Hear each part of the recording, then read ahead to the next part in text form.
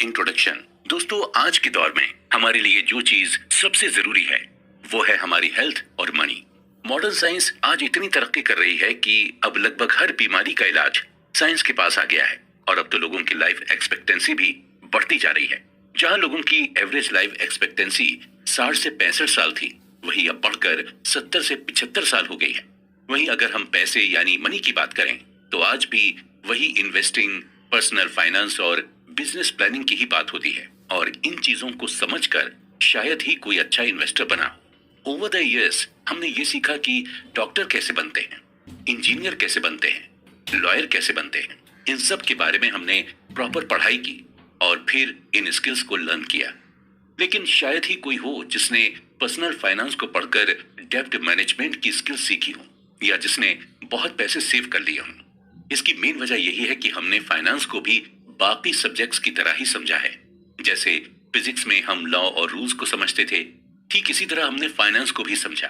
हमने फाइनेंस के फॉर्मूलाज और रूल्स सब याद कर लिए और यहीं पर हम गलती कर जाते हैं, क्योंकि फाइनेंस को फिजिक्स की तरह नहीं समझा जाता है, बल्कि फाइनेंस या यूं कहें हमें मनी की साइकोलॉजी को समझना होता है। दोस्तों नमस्कार, कुकू एफएम पर मैं हूं आरजे गौहर परवेज। आज हम जिस बुक पर डिस्कशन करने जा रहे हैं उस बुक का नाम है psychology of money, timeless lesson on wealth, grid and happiness और इसके ऑथर हैं मॉर्गन हॉसेल। दोस्तों, पैसा आपको हर जगह दिखेगा और पैसा ही हमारी लाइफ को अफेक्ट करता है और हमें कंफ्यूज भी करता है। हर इंसान का पैसे को लेकर अलग अलग परसेप्शन है और हर इंसान अपने अपने परसेप्शन के अकॉर्डिंग ही बिहेव करता है।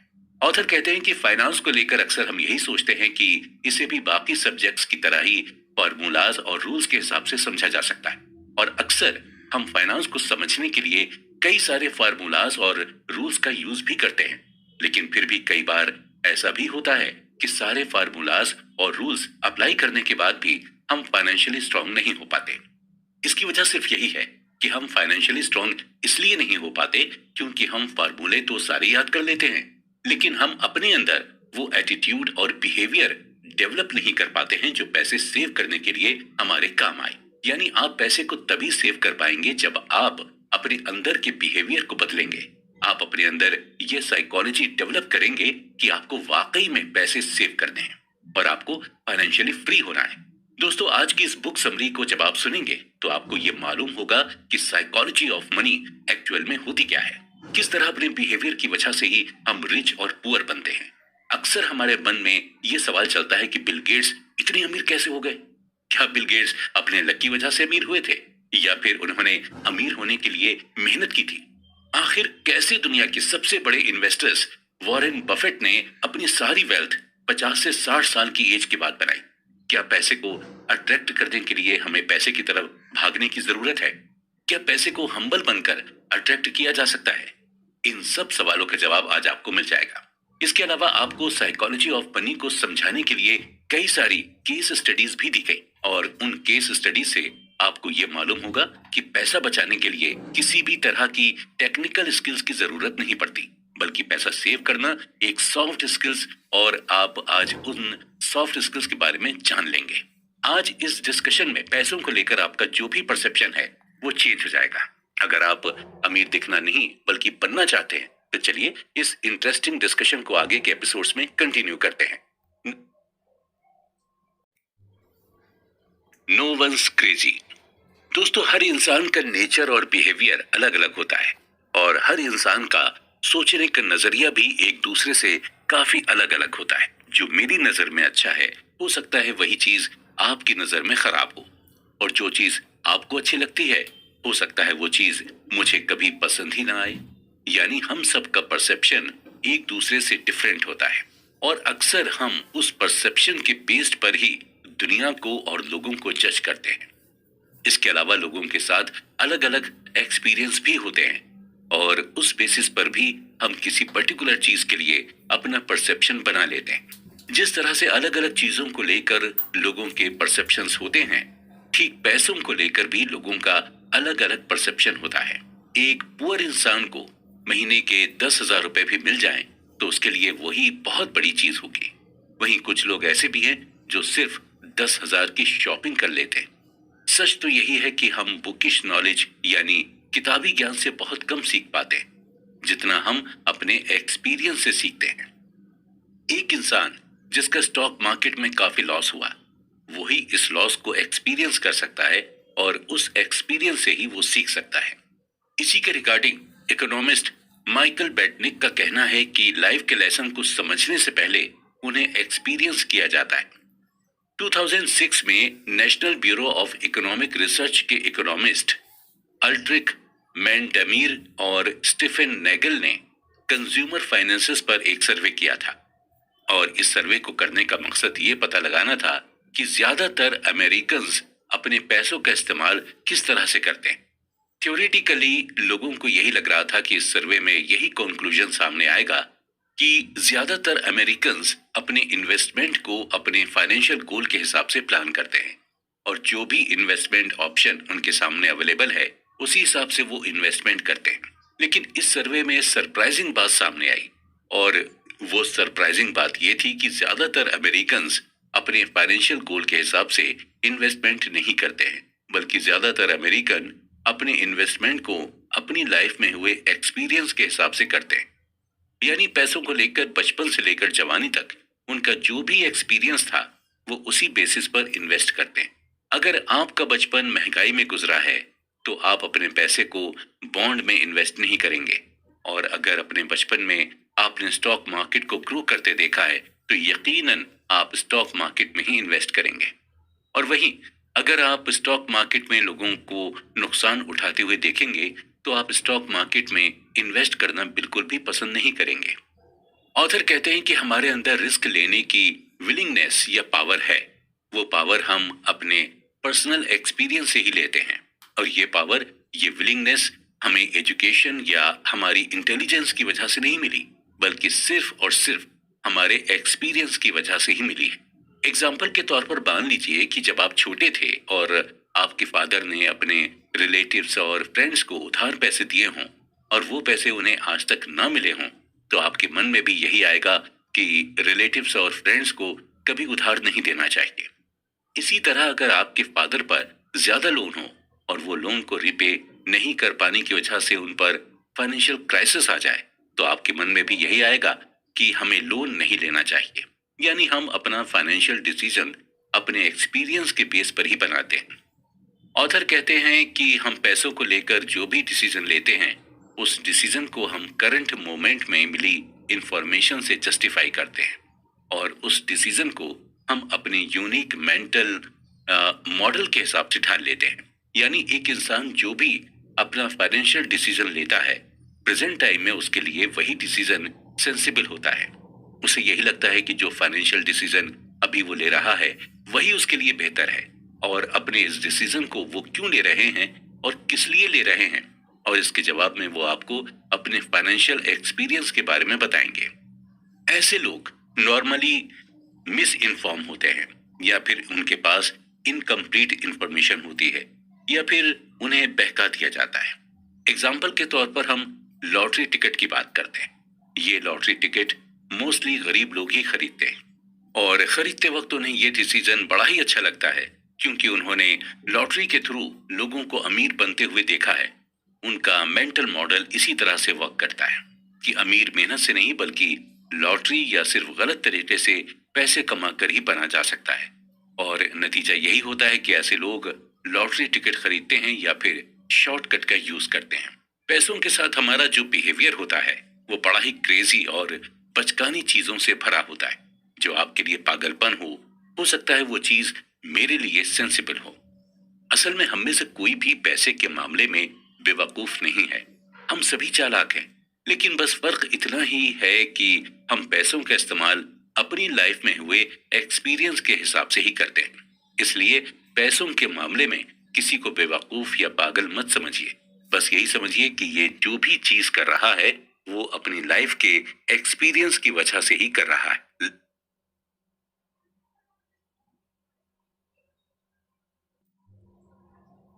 Luck and risk. Bill Gates किसी भी इंट्रोडक्शन के मोहताज नहीं हैं। दुनिया के सबसे अमीर में से एक बिल गेट्स को लगभग सभी जानते हैं। अक्सर हमारे दिमाग में ये सवाल उठता है कि आखिर बिल गेट्स इतने अमीर हुए कैसे?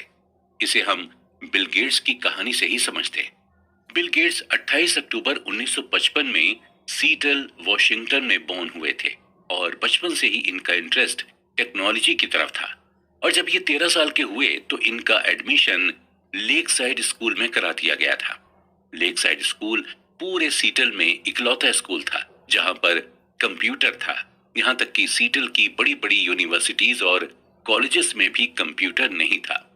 लेक साइड स्कूल में ही बिल गेट्स की दोस्ती पॉल एलन के साथ हो गई थी, जो बाद में बिल गेट्स के साथ माइक्रोसॉफ्ट के को फाउंडर बने।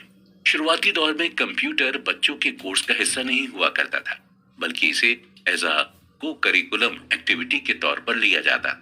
बिल गेट्स और पॉल एलन दोनों को ही कंप्यूटर में जबरदस्त इंटरेस्ट था और ये दोनों ही अपना खाली टाइम कंप्यूटर के सामने बैठकर बिताते थे और धीरे धीरे करके दोनों ही कंप्यूटर में एक्सपर्ट होते चले गए। दोनों ही कंप्यूटर पर कुछ वर्क कर रहे थे कि अचानक से पॉल एलन ने फॉर्च्यून मैगजीन उठाई और बिल गेट्स को दिखाई और कहा कि 500 फॉर्च्यून कंपनी में आना कितनी बड़ी बात होती होगी।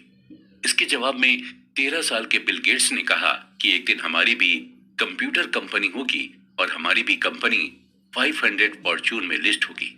और आज हम सभी माइक्रोसॉफ्ट के सक्सेस के बारे में जानते हैं। अब हमारे लिए सोचने वाली बात यह है कि जब बिल गेट्स ने यह बात कही तो उस वक्त 13 साल की उम्र के पूरी दुनिया में 303 मिलियन बच्चे थे। यूएसए में कुल 18 मिलियन बच्चे थे जिनकी एज 13 साल थी। न्यूयॉर्क में कुल 2,70,000 बच्चे थे जिनकी उम्र 13 साल थी और लेक साइड में सिर्फ 300 ही बच्चे थे जिनकी एज 13 साल की थी। यानी उस वक्त पूरी दुनिया के 303 मिलियन बच्चों में से सिर्फ एक बिल गेट्स ही थे जिन्हें कंप्यूटर की इतनी नॉलेज थी और जो 13 साल की एज में कंप्यूटर खरीदने के लिए कैपेबल थे और जिनके मन में कंप्यूटर कंपनी बनाने का ख्याल आया। बिल गेट्स का यह मानना था कि अगर उनकी लाइफ में लेक साइड नहीं होता तो शायद माइक्रोसॉफ्ट भी नहीं होता। यानी हम ये क्लियरली कह सकते हैं कि आज अगर बिल गेट्स इस मुकाम पर हैं तो कहीं ना कहीं अपने स्ट्रॉन्ग लक की बदौलत ही हैं। हालांकि इस बात से भी हम डिनाई नहीं कर सकते कि वो हार्ड वर्किंग नहीं है, वो बिल्कुल हार्ड वर्किंग है, लेकिन उन्हें इस मुकाम पर लाने वाला सिर्फ उनका लक था। अब हम बात करते हैं बिल गेट्स के एक और फ्रेंड केंट इवांस की। बिल गेट्स और इवांस की फ्रेंडशिप तब हुई जब बिल गेट्स 8th ग्रेड में थे। बिल गेट्स, पॉल एलन और केंट इवांस तीनों ही बचपन से ये सपना देखते थे कि एक दिन तीनों मिलकर कंपनी बनाएंगे। यहाँ तक कि तीनों ये भी डिस्कस करते थे कि कौन सीईओ बनेगा और कौन मैनेजर। लेकिन दोस्तों, किस्मत का कुछ अलग ही प्लान था। माउंटेनियरिंग करने के दौरान केंट इवांस की डेथ हो गई। हैरत की बात यह थी कि पूरे यूएसए में माउंटेनियरिंग करने के दौरान सिर्फ 36 लोग की ही डेथ होती थी और माउंटेनियरिंग में 1 मिलियन में से सिर्फ 1 लोग की ही डेथ होने के चांसेस रहते हैं। जहां बिल गेट्स के पास लक था, वहीं केंट इवांस की किस्मत में रिस्क आया। केंट इवांस ने उस रिस्क को फेस किया जो लाखों लोगों में से किसी एक को मिलता है। बिल गेट्स और केंट इवांस दोनों ही की एनर्जी सेम थी, दोनों का मैग्नीट्यूड सेम था और दोनों के ख्वाब भी सेम थे, लेकिन दोनों के डायरेक्शन अलग हो गए थे।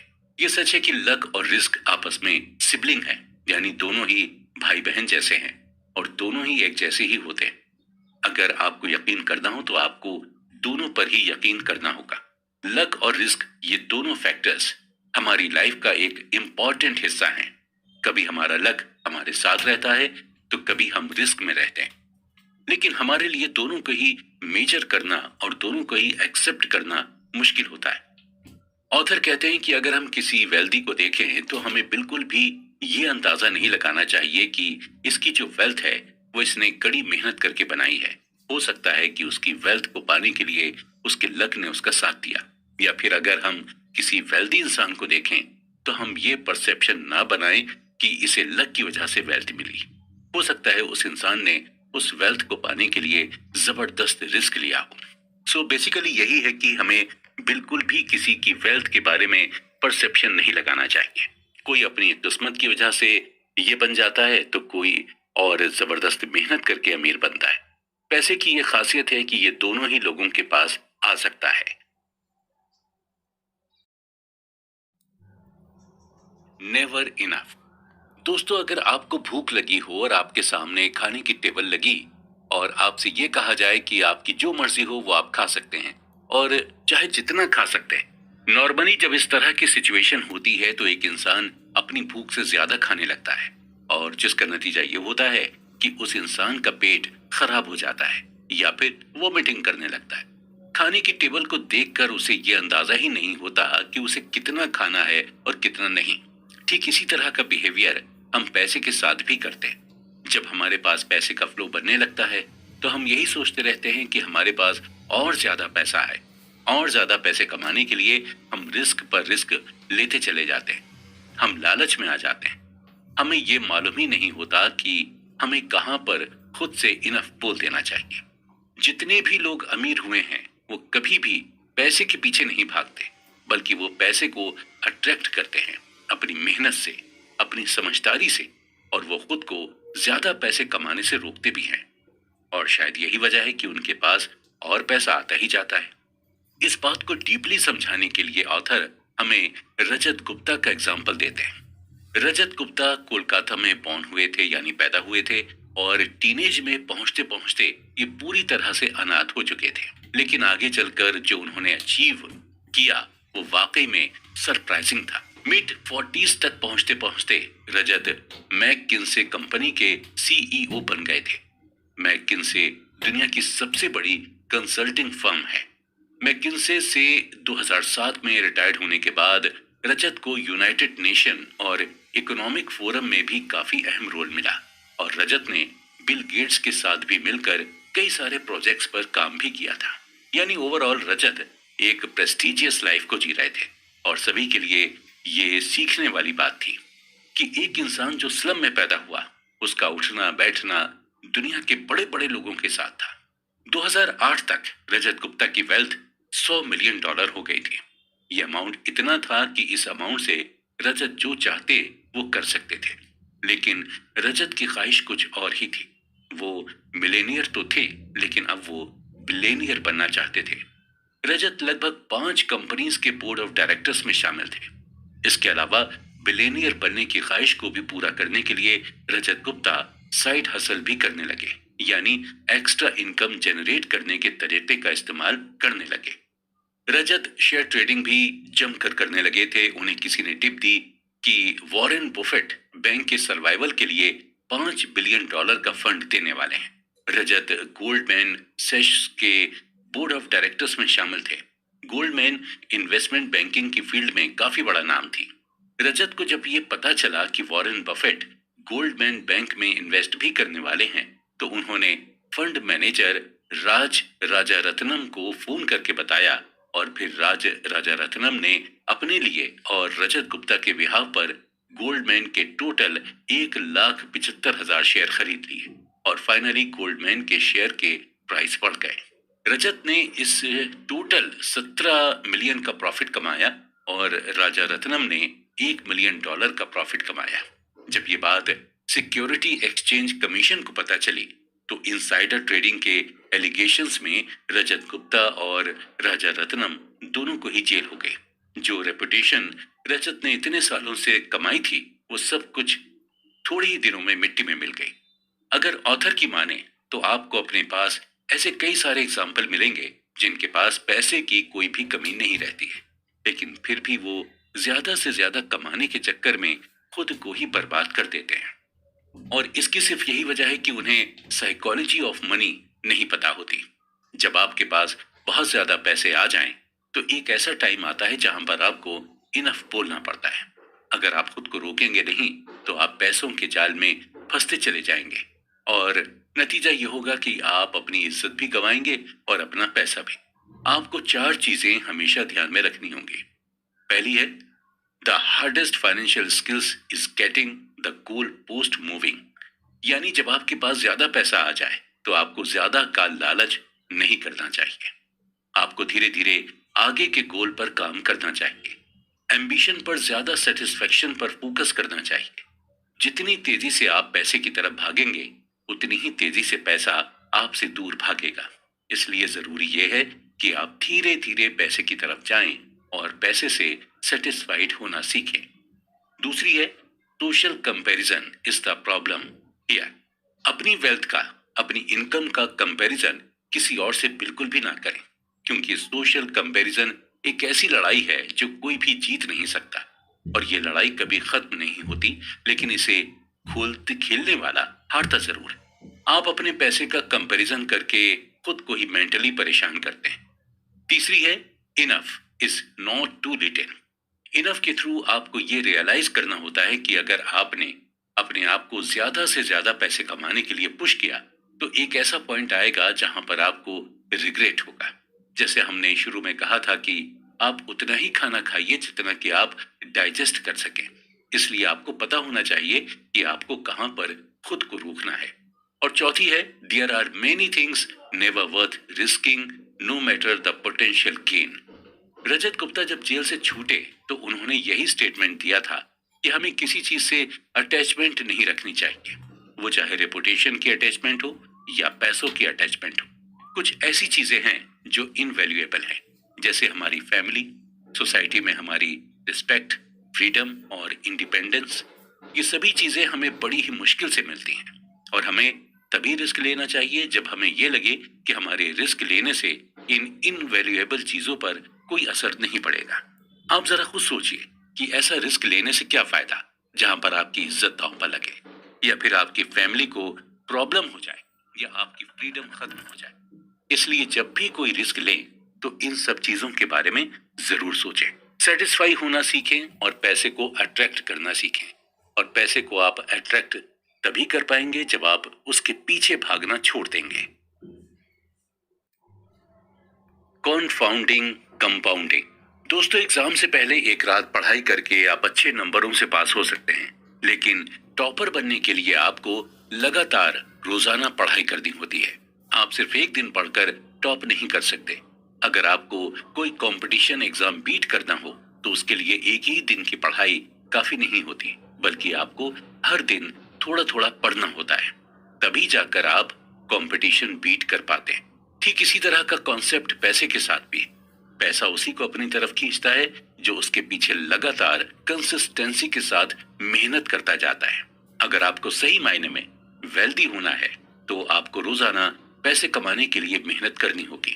अक्सर लोग जल्दी से अमीर बनने की सोचते हैं, और जल्दी पैसे कमाने के चक्कर में वो लोग गलत तरीकों का इस्तेमाल करने लगते हैं, और नतीजा ये होता है कि जितनी तेजी से वो पैसा कमाते हैं उतनी ही तेजी से उनका पैसा चला भी जाता है। उन्हें पैसे की साइकोलॉजी पता नहीं होती। उन्हें ये नहीं मालूम होता कि पैसा उनसे अट्रैक्ट होता है जो उसे पाने के लिए हर दिन मेहनत करते जाते हैं। हम छोटी छोटी चीजों को करके ही बड़ी चीजों को पा सकते हैं, और छोटी चीजें करके बड़ी चीज पाने को ही कंपाउंडिंग कहते हैं। इस बात को ऑथर हमें एग्जाम्पल देकर समझाते हैं कि अगर आपका अपना वजन कम करना चाहते हैं तो आपका वजन एक ही दिन में कम नहीं हो जाएगा। आपको अपने वजन को कम करने के लिए डेली जिम जाना होगा और डेली एक्सरसाइज करनी होगी। जब आप डेली ये सभी प्रोसेस करेंगे तभी आपका वजन कम हो पाएगा। इस बात को सही तरह से समझने के लिए हम वॉरेन बफेट का एग्जाम्पल लेते हैं। वॉरेन बफेट के ऊपर लगभग 2000 किताबें लिखी जा चुकी हैं। ज्यादातर लोग यही कहते हैं कि वॉरेन बफेट दुनिया के सबसे अच्छे इन्वेस्टर्स में से एक हैं। नो डाउट, इस बात पर किसी को कोई शक नहीं है, लेकिन कुछ ही राइटर्स ऐसे हैं जो ये मेंशन करते हैं कि वॉरेन बफेट ने इन्वेस्टिंग की शुरुआत कब से की थी।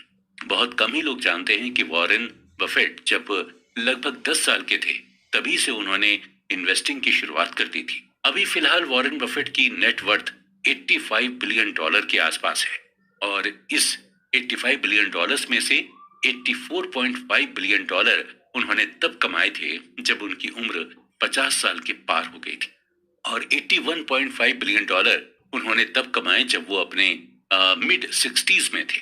यानी 40 साल तक उनकी कमाई कोई खास नहीं थी, लेकिन वो लगातार इन्वेस्टमेंट करते चले गए। 40 साल की मेहनत का नतीजा उन्हें तब मिला जब उनकी एज 50 से ज्यादा हो गई थी। यानी वॉरेन बफेट की कमाई कंपाउंडिंग प्रोसेस के थ्रू हुई। अक्सर हमारे साथ यही होता है कि हम शुरू में बड़े ही जोश खरोश के साथ मेहनत करते हैं, लेकिन जब हमें इसका रिजल्ट तुरंत नहीं मिलता तो हम हिम्मत हारने लगते हैं। ठीक इसी तरह जब हम अपने पैसे को शेयर मार्केट में इन्वेस्ट करते हैं और कुछ दिनों के बाद जब हमें इन्वेस्ट किए हुए पैसे में प्रॉफिट नहीं दिखाई देता तो हम इम्पेशेंट होकर उस शेयर को कम दाम में बेच देते हैं। ऑथर बताते हैं कि कंपाउंडिंग को आप इफेक्टिव तरीके से कर सकते हैं जब आपके अंदर पेशेंस होगा। इसी तरह जब हम बिजनेस की शुरुआत करते हैं और उस बिजनेस की शुरुआत में हमें प्रॉफिट नहीं होता तो हम बेचैन यानी रेस्टलेस होने लगते हैं और नतीजतन उस बिजनेस को हम बंद कर देते हैं। वॉरेन बफेट रिचेस्ट इन्वेस्टर जरूर हैं, लेकिन उन्हें ग्रेटेस्ट इन्वेस्टर नहीं माना जाता। जिम साइमंस ने 1988 से 66% एनुअली अपनी इनकम को कंपाउंड किया है, जबकि वॉरेन बफेट ने 22% एनुअली अपने पैसे को कंपाउंड किया है। सरप्राइजिंगली साइमन की नेटवर्थ $21 बिलियन है और जबकि वॉरेन बफेट की $85 बिलियन है, यानी बफेट 75% ज्यादा वेल्दी हैं साइमन से। जब साइमन इतने अच्छे इन्वेस्टर हैं तो इनकी नेटवर्थ वॉरेन बफेट से इतनी कम क्यों है? इसका सिंपल सा आंसर ये है कि साइमन ने इन्वेस्टिंग की शुरुआत 50 की उम्र से की थी, यानी बफेट के 40 साल बाद। अगर उन्होंने भी बफेट की तरह 10 साल की उम्र से इन्वेस्टिंग की शुरुआत की होती तो आप सोच ही नहीं सकते हैं कि इस वक्त उनकी करंट नेटवर्थ क्या हो सकती। बफेट और साइमन की नेटवर्थ का डिफरेंस आगे भी शायद ऐसा ही रहे। अगर मैं आपसे ये कहूं कि आप 9 + 9 + 9 + 9 यानी 9 को 8 टाइम ऐड करें तो आप इसे फौरन ऐड करके इसका आंसर 72 बता देंगे। और वहीं अगर मैं आपसे कहूं कि अब आप ऐड ना करके मल्टीप्लाई करें, यानी 9 × 9 × 9 × 9 यानी 9 को आपस में 8 टाइम मल्टीप्लाई करने को कहा जाए तो आप इसे फौरन नहीं कर पाएंगे और मल्टीप्लाई करने पर इसका आंसर 134217728 आएगा। आप यहाँ क्लियरली देख सकते हैं कि ऐड करने में आपको क्या आंसर मिला था और मल्टीप्लाई करने में आपको क्या आंसर मिला। अगर हम सिंपल वर्ड्स में कहें तो कंपाउंड का मतलब मल्टीप्लाई करना ही होता है। इसका मतलब यही हुआ कि आपको अपने पैसों को जोड़ना नहीं है बल्कि उसे मल्टीप्लाई करते जाना है, यानी आपको पैसे से ही पैसा बनाना है और वो चाहे आप बिजनेस करके करें या फिर किसी इन्वेस्टमेंट के थ्रू करें। और हमेशा ये ध्यान रखें कि कंपाउंडिंग का नतीजा आपको फौरन नहीं मिलता बल्कि इसका नतीजा आपको धीरे धीरे मिलता है और इसका नतीजा ऐसा होता है जिसे देखकर आप खुद हैरान हो जाएंगे।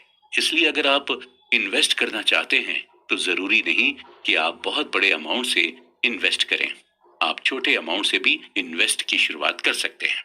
एट लास्ट हम ये कहेंगे कि अगर आप अपनी तरफ पैसों को खींचना चाहते हैं तो आपको अपने अंदर पेशेंस डेवलप करना होगा और पैसे के लिए कंसिस्टेंट हार्ड वर्क करना होगा और पैसे को कंपाउंड करते रहना होगा, क्योंकि तभी आप पैसे को जीत पाएंगे, यानी तभी आप वेल्दी बन पाएंगे।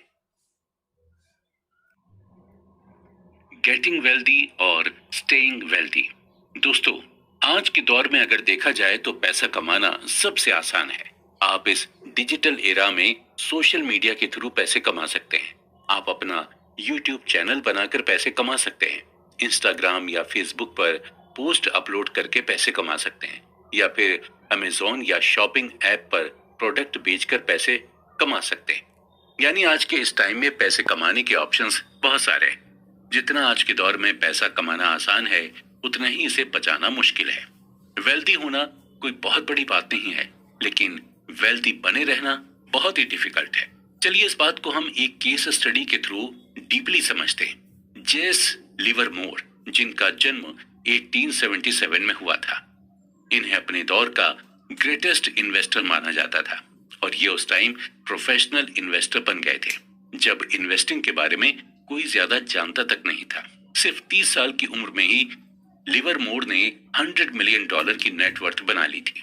1929 के दौरान लिवरमोर स्टॉक मार्केट की दुनिया में जाना पहचाना नाम बन गए थे और उसी दौरान स्टॉक मार्केट भी पूरी तरह से क्रैश हो गई थी, जिसकी वजह से इकोनॉमी डिप्रेशन में चली गई थी।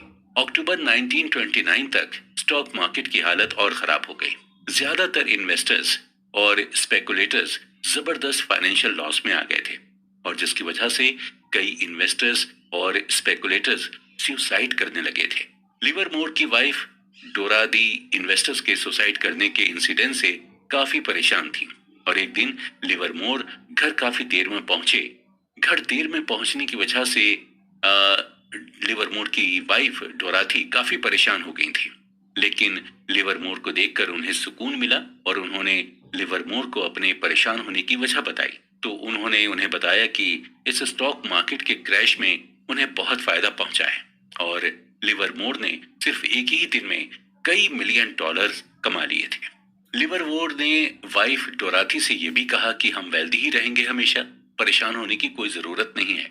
तो जहां लिवरमोर की फैमिली खुश थी, वहीं एक और फैमिली जो उस दिन खुश नहीं थी, अब्राहम जर्मेंस्की की फैमिली। अब्राहम एक multi millionaires real estate developer थे, जिन्होंने 1920 की इकोनॉमी के बढ़ने के दौरान रियल एस्टेट के थ्रू जमकर पैसे कमाए थे और उसी दौरान स्टॉक मार्केट भी काफी बूम पर थी और इसी का फायदा उठाते हुए स्टॉक मार्केट से भी काफी सारे पैसे कमाए थे। 1929 के मार्केट क्रैश के दौरान जब ज्यादातर इन्वेस्टर्स और स्पेकुलेटर्स सुसाइड कर रहे थे, तो उसी दौरान जर्मेंस्की की वाइफ को भी टेंशन होने लगी और जब एक रात उनके वो घर नहीं पहुंचे तो उनकी वाइफ ने पुलिस में मिसिंग की रिपोर्ट दर्ज करा दी और अगले दिन इन्वेस्टिगेशन में पता चला कि जर्मेंस्की ने भी बाकी इन्वेस्टर्स की ही तरह सुसाइड कर ली है।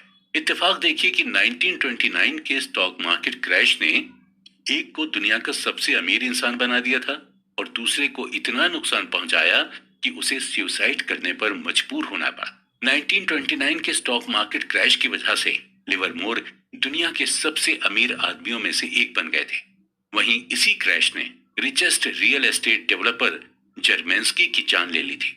1929 के स्टॉक मार्केट क्रैश से कमाए पैसे ने लिवरमोर के अंदर कॉन्फिडेंस भर दिया था, जिसकी वजह से वो स्टॉक मार्केट में ज्यादा से ज्यादा बेट लगाने लगा था। ठीक 4 साल बाद यानी 1933 में लिवरमोर ने भी सुसाइड कर ली थी, क्योंकि लिवरमोर ने स्टॉक मार्केट में इतना पैसा लगा लिया था कि उसे बहुत ही ज्यादा नुकसान हो गया था। लिवरमोर और जर्मेंस्की दोनों की डेथ पीरियड अलग अलग था, लेकिन दोनों में एक चीज कॉमन थी, दोनों थे वेल्दी, लेकिन वेल्दी बनकर रह नहीं पाए, यानी दोनों ने ही पैसे कमाए लेकिन पैसे को बचा नहीं पाए। ऑथर कहते हैं कि पैसे कमाने के लिए आपको रिस्क लेना होता है, आपको होपफुल और ऑप्टिमिस्टिक होना पड़ता है और पैसे कमाने के लिए आपको अपने कंफर्ट जोन से बाहर निकलना होता है, लेकिन कमाए हुए पैसे को बचाने के लिए आपको रिस्क से बचना होता है। अपने अंदर ह्यूमिलिटी रखनी होती है। इसके अलावा आपके अंदर डर भी होना चाहिए। आपके अंदर ये डर होना चाहिए कि आपने इतनी मेहनत करके जो पैसे कमाए हैं वो कभी भी खत्म हो सकते हैं, आपको कभी भी नुकसान हो सकता है। ज्यादातर वेल्दी लोग इसी माइंडसेट के साथ चलते हैं और शायद इसलिए जितने भी वेल्दी लोग हैं वो बिल्कुल सिंपल लाइफ जीते हैं और अपने पैसे को बिल्कुल सोच समझ कर खर्च करते हैं। वेंचर कैपिटल फर्म सेक्वोइया कैपिटल के हेड माइकल मोरिट्ज से जब पूछा गया कि वो अभी तक मार्केट में किस तरह से बने हुए हैं, उनकी कंपनी का अभी तक मार्केट में लगातार टिके रहने का रीजन क्या है, इसका जवाब देते हुए माइकल ने कहा कि डर की वजह से ही वो आज सेक्वा कैपिटल अभी तक टिकी हुई है। मोरिट्ज का ये मानना है कि उन्हें ये डर रहता है कि अगर आज उन्होंने पैसे कमाए तो जरूरी नहीं है कि कल भी उसी तरह वो पैसे कमा पाएंगे। अगर आज उनके साथ चीजें अच्छी हो रही हैं तो जरूरी नहीं है कि कल भी सब चीजें उनके साथ अच्छी ही हों। यानी हम ये भी कह सकते हैं कि हमारे अंदर अगर सर्वाइवल का डर नहीं होगा तो शायद हम ज्यादा दिनों तक वेल्दी नहीं रह पाएंगे। ऑथर के हिसाब से वेल्दी बने रहने के लिए हमें अपने अंदर सर्वाइवल माइंडसेट रखना होगा और इसे आप 3 तरीके से देख सकते हैं। पहला यह है कि आपको ये सोचना होगा कि आप फाइनेंशियली अनब्रेकेबल हैं। अगर आप फाइनेंशियली अनब्रेकेबल हैं तो आपको हमेशा बड़ा रिटर्न मिलेगा और आपको बड़ा रिटर्न तभी मिल पाएगा जब आप लॉन्ग टर्म के लिए सरवाइव कर पाएंगे। दूसरा यह है कि आपको प्लानिंग बनाकर चलना होगा।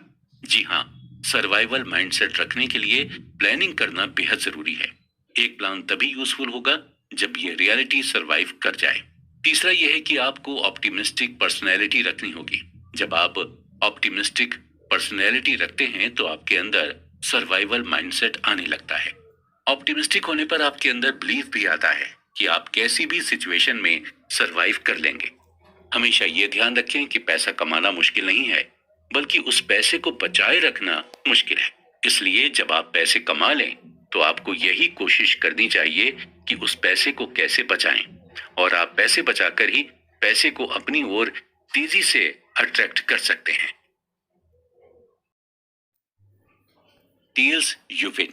दोस्तों, हम अपनी लाइफ में बहुत सारी चीजों को करते रहते हैं और बहुत सारे प्लान बनाते रहते हैं, लेकिन इनमें से कुछ प्लान सक्सेसफुल होते हैं और कुछ प्लान में हमें फेलियर मिलती है। कई बार ऐसा होता है कि जब हम किसी सक्सेसफुल इंसान को देखते हैं तो हम सिर्फ उसकी सक्सेस के बारे में ही सोचते हैं, लेकिन हम कभी ये नहीं सोचते हैं कि उस सक्सेस को पाने के लिए वो इंसान कितनी बार फेल हुआ होगा। हॉलीवुड के मशहूर एक्टर ब्रैड पिट को 30 साल लगातार काम करने के बाद स्टार गिल्ड बेस्ट एक्टर का अवार्ड मिला था। टाइटैनिक के हीरो लियोनार्डो डिकैप्रियो को बेस्ट एक्टर के लिए ऑस्कर नॉमिनेशन 5 बार मिला, लेकिन जीता उन्होंने एक ही बार। हमें नहीं पता कि हम जिस भी काम को कर रहे हैं उसमें हमें कितनी सक्सेस मिलेगी। कुछ ऐसे काम होते हैं जिसमें हम कामयाब होते हैं, तो कुछ काम ऐसे भी होते हैं जिनमें हम फेल हो जाते हैं। बिजनेस और इन्वेस्टिंग में चीजें इसी तरह से काम करती हैं। आप जितने भी इन्वेस्टर्स को देखेंगे उन्हें सक्सेस से ज्यादा फेलियर मिली होगी, और वो इस चीज को भी एक्सेप्ट करते हैं। वो ये मानकर चलते हैं कि उन्हें फेलियर ज्यादा मिलेगी, लेकिन उनकी नजर मेजॉरिटी आउटकम पर होती है, यानी उनके मन में कहीं ना कहीं ये चलता है कि सक्सेस होने पर उन्हें क्या मिलेगा। अगर ब्रैड पिट शुरू में अवार्ड ना मिलने की वजह से एक्टिंग छोड़ देते तो क्या वो इतने पॉपुलर एक्टर होते, और क्या उन्हें 30 साल के बाद बेस्ट एक्टर का अवार्ड मिलता। ब्रैड पिट को यह समझ आ गया था कि आपके कुछ प्रोजेक्ट चलते हैं और कुछ नहीं, लेकिन आपको लगातार काम करते रहना चाहिए। आपको अपने एम की ओर लगातार बढ़ते रहना चाहिए। आपको टेल के बारे में सोचना चाहिए, यानी एंड रिजल्ट के बारे में सोचना चाहिए। ऑथर कहते हैं कि आप अपने आसपास जो भी प्रॉफिटेबल, फेमस और इन्फ्लुएंशियल चीजों को देखते हैं वो टेल इवेंट का ही नतीजा होता है, यानी उस चीज को अचीव करने के लिए लाखों एफर्ट्स किए जाएंगे। जब हम अपना फोकस टेल इवेंट पर करने लगते हैं तो हमारे सामने कोई भी ऑब्स्टिकल या कोई भी परेशानी आ जाए, हमें अपना मनचाहा रिजल्ट मिल ही जाता है। और टेल इवेंट पर फोकस करके हमें यह भी समझ में आने लगता है कि यह कितना रेयर और पावरफुल है। टेल एंड ड्रिवन आपको कई सारी कंपनीज भी मिलेंगी, और टेल एंड ड्रिवन का सबसे अच्छा एग्जांपल है कोई भी वेंचर कैपिटल फर्म। अक्सर वेंचर कैपिटल फर्म नए नए स्टार्टअप को फंडिंग करती है। एक वेंचर कैपिटल फर्म नॉर्मली 40 से 50 स्टार्टअप को फंडिंग देती है, और उस वेंचर कैपिटल को यह भी मालूम होता है कि इस 40 से 50 स्टार्टअप में आधे से ज्यादा स्टार्टअप फेल हो सकते हैं, लेकिन उन्हें यह भी मालूम होता है कि एटलीस्ट 10 स्टार्टअप तो चलेंगे ही, और उन 10 में से 2 या 3 स्टार्टअप ऐसे होंगे जो उनके लिए बोनांजा ऑफर की तरह होंगे, यानी उनका रिटर्न 100% से भी ज्यादा होगा। और वेंचर कैपिटल उन्हीं 2 या 3 स्टार्टअप से अपने पूरे इन्वेस्ट किए हुए पैसे को प्रॉफिट समेत वापस ले लेती है। इसी तरह जब कोई इन्वेस्टर अपना पोर्टफोलियो बनाता है तो उसे भी ये मालूम होता है कि पोर्टफोलियो में शामिल हर स्टॉक उसे अच्छा रिटर्न नहीं देगा, लेकिन पोर्टफोलियो में शामिल 1-2 स्टॉक ऐसे होंगे जो पूरे पोर्टफोलियो का प्रॉफिट कवर करके दे देंगे। ऑथर की माने तो टेल इवेंट ही सब कुछ है, और जिसने ये समझ लिया वो ही सक्सेसफुल हुआ। आप जितने भी वेल्दी लोगों की कहानी सुनेंगे आपको उनके बारे में यही पता चलेगा कि वो हमेशा टेल इवेंट के बारे में सोचते हैं। जब आपको ये रियलाइज हो जाता है कि बिजनेस में टेल्स ही सब कुछ है, तो आपके लिए फेल होना, बिजनेस का ना चलना, लॉस होना, ये सभी बातें नॉर्मल हो जाती हैं। आपको फेलियर बिल्कुल भी सरप्राइजिंग नहीं लगता, और आप इसे भी वेल्दी होने का एक पार्ट मान लेते हैं, और आप ये एक्सेप्ट कर लेते हैं कि फेलियर भी इसी प्रोसेस का एक हिस्सा है। हमारे साथ इशू यही होता है कि हम फेलियर को एक्सेप्ट नहीं करते। हम पैनिक करने लग जाते हैं। हमें ये लगने लगता है कि हमारे साथ कैसे हो सकता है, हमने तो बहुत मेहनत की थी। लेकिन हम ये भूल जाते हैं कि मेहनत का रिजल्ट तो हमें हमेशा एंड में ही मिलता है। अगर आप एक अच्छे स्टॉक पिकर हैं तो आपके साथ ये हो सकता है कि कई बार आप स्टॉक पिक करने में गलती कर जाएं, या अगर आप एक अच्छे बिजनेसमैन हैं तो ये आपके साथ बिल्कुल हो सकता है कि आप एक खराब और नॉन प्रॉफिटेबल प्रोडक्ट को बेचने लग जाएं। ग्रेट इन्वेस्टर्स पीटर लिंच का ये मानना है कि अगर आप किसी बिजनेस में अच्छे हैं तो यानी आप उस बिजनेस में 10 में से 6 बार करेक्ट होंगे और 4 बार इनकरेक्ट होंगे। यानी आपके 6 डिसीजन सही होंगे तो 4 डिसीजन गलत होंगे। हम अपने ऊपर सही चीजों को करने के लिए खुद पर मेंटल प्रेशर बनाने लगते हैं। हम ये सोचने लगते हैं कि हमसे कोई गलती कभी हो ही नहीं सकती। महान बल्लेबाज सचिन तेंदुलकर भी फेल हुए थे और 25 साल क्रिकेट खेलकर भी उनसे कई गलतियां हुई थी। और अगर ऐसा ना होता तो 664 इंटरनेशनल मैचेस में उनकी 100 सेंचुरी से और कई ज्यादा सेंचुरीज होती। इन्वेस्टर्स और एंटरप्रेन्योर से हमें यही सीखने को मिलता है कि कोई भी हर बार सही डिसीजन नहीं ले सकता। आपको क्या लगता है कि Bill Gates, Jeff Bezos, Elon Musk हर बार सही ही डिसीजन लेते हैं? नहीं, उनके कई बार कई डिसीजंस गलत भी होते हैं। बस फर्क सिर्फ इतना है कि हमें उनके गलत डिसीजन के बारे में पता नहीं चलता, क्योंकि हम उनकी सक्सेस को ही देखकर चकाचौंध हो जाते हैं। हम में और उनमें बस फर्क यही है कि वो फेलियर को प्रोसेस का एक हिस्सा मानते हैं, उसे खुद पर हावी नहीं होने देते, क्योंकि उन्हें यह मालूम होता है कि टेल इवेंट में फेलियर जरूर मिल सकती है और उनका फोकस सिर्फ टेल इवेंट पर ही होता है, क्योंकि टेल इवेंट के एंड में सक्सेस उनका वेट कर रही होती है। फ्रीडम फ्रीडम का यही मतलब होता है कि आप कोई भी चीज अपने मन के हिसाब से कर सकें, वो भी बिना किसी की रोक टोक के। और जब आप वेल्दी होते हैं तो आपको फाइनेंशियल फ्रीडम मिलती है। आपको ये आजादी मिलती है कि आप अपने पैसों का कुछ भी कर सकते हैं। और जब आपको फाइनेंशियल फ्रीडम मिल जाती है तो आपको हैप्पीनेस भी मिलती है। देखा जाए तो लोग फाइनेंशियल फ्रीडम को इसलिए चुनते हैं ताकि वो अपनी लाइफ में खुश रह सकें। ऑथर कहते हैं कि हैप्पीनेस एक कॉम्प्लिकेटेड सब्जेक्ट और हर इंसान के लिए हैप्पीनेस की डेफिनेशन अलग अलग होती है। एक छोटे बच्चे को भी देखकर हमें खुशी मिल जाती है और अपने चहेते फिल्म स्टार को लाइव देखकर भी हमें खुशी मिल जाती है। लेकिन अगर हम हैप्पीनेस की कॉमन डेनोमिनेटर की बात करें तो हैप्पीनेस हमें तभी मिलती है जब हमारी लाइफ हमारे ही कंट्रोल में होती है। अपनी लाइफ में हम जब भी कर रहे होते हैं उसका कंट्रोल जब हमारे हाथ में होता है तो हमें बहुत खुशी महसूस होती है। आप कितना भी ज्यादा पैसे क्यों ना कमा ले, लेकिन अगर आपकी लाइफ आपके अपने कंट्रोल में नहीं है तो आप खुश नहीं हो सकते। वहीं अगर आप कुछ भी ना कमा रहे हो लेकिन अगर आपकी लाइफ आपके कंट्रोल में है तो आप डेफिनेटली खुश हैं। ऑथर कहते हैं कि अक्सर लोग यही चाहते हैं कि उनकी लाइफ कंट्रोल में रहे और जब कोई उनसे किसी काम को करने के लिए कहता है तो उन्हें यही लगता है कि उन्हें डिसएम्पावर्ड किया जा रहा है या डोमिनेट किया जा रहा है। उन्हें यह लगता है कि सामने वाला अपनी चॉइस उन पर थोप रहा है, जबकि इंसान के पास खुद ये चॉइस रहती है कि वो दूसरे की चॉइस को हाँ कहे या फिर ना कहे या फिर सिंपली वही करे जैसा उनसे कहा जाए। जब हम चॉइसेस के इस खेल में फंस जाते हैं तो हमें ये रियलाइज होने लगता है कि फ्रीडम होना कितना जरूरी है, स्पेशली फाइनेंशियल फ्रीडम, क्योंकि ये आपको चॉइस देती है कि आप अपने टाइम और अपने पैसे से कुछ भी कर सकते हैं। सक्सेसफुल एंटरप्रेन्योर डेरेक साइवर्स से जब उनके एक फ्रेंड ने यह पूछा कि वो इतने रिच कैसे हुए तो इसके जवाब में वो अपनी कहानी सुनाते हुए कहते हैं कि अपना स्टार्टअप शुरू करने से पहले वो जॉब करते थे और उस जॉब में उन्हें $1800 की सैलरी मिलती थी और वो हर महीने अपनी सैलरी में से कुछ न कुछ सेव करते थे। 2 साल के अंदर उन्होंने $12,000 सेव कर लिए थे। जॉब करने के दौरान उनकी एज 22 साल थी, यानी 22 साल की एज में उन्होंने $12,000 सेव कर लिए थे।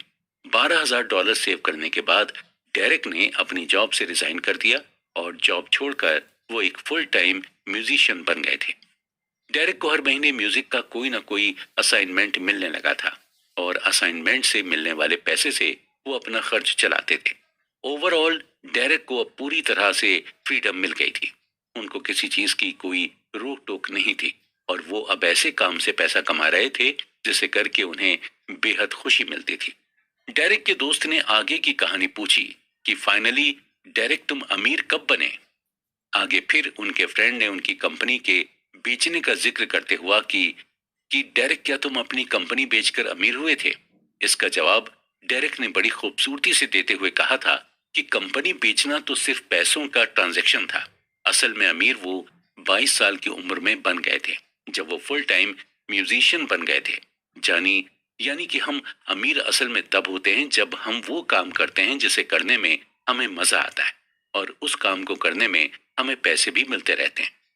असली फाइनेंशियल फ्रीडम तभी मिल सकती है जब आप वो करें जो आप करना चाहते हैं और उसी को करते हुए आपको पैसे भी मिलते रहें। लोग अक्सर फाइनेंशियल फ्रीडम की तलाश में अपनी जॉब चेंज करते रहते हैं क्योंकि उन्हें लगता है कि जॉब चेंज करके उन्हें ज्यादा पैकेज मिलेगा, जबकि ज्यादा पैकेज से फाइनेंशियल फ्रीडम नहीं मिलती। आपको फाइनेंशियल फ्रीडम तभी मिल पाएगी जब आपकी लाइफ आपके कंट्रोल में होगी। अब हम बात करते हैं man in the car paradox. जब आप किसी को महंगी कार चलाते हुए देखते हैं तो आप ये नहीं सोचते कि कार चलाने वाला इंसान कितना रिच होगा या उसने इस कार को खरीदने के लिए कितनी मेहनत की होगी, बल्कि आप यही सोचते हैं कि काश ऐसी ही महंगी कार हमारे पास भी होती। और ये एक पैराडॉक्स होता है। अक्सर लोग इसलिए वेल्दी होना चाहते हैं ताकि उन्हें लोग एडमायर कर सकें, लोग उन्हें पसंद करें। और ऐसे लोग इसलिए महंगे कपड़े, महंगी कार, महंगी घड़ियां खरीदते हैं ताकि वो दूसरों को इम्प्रेस कर सकें, दूसरे उन्हें एडमायर करें। बल्कि रियलिटी में दूसरे उनसे इम्प्रेस या एडमायर नहीं होते। उनके महंगे कपड़े, महंगी घड़ियां और महंगी कार देखकर दूसरे लोग अपने लिए एक बेंचमार्क तय कर लेते हैं कि उन्हें भी ऐसी ही घड़ी लेनी है, ऐसी ही महंगी कार लेनी है और ऐसे ही महंगे महंगे कपड़े पहनने हैं।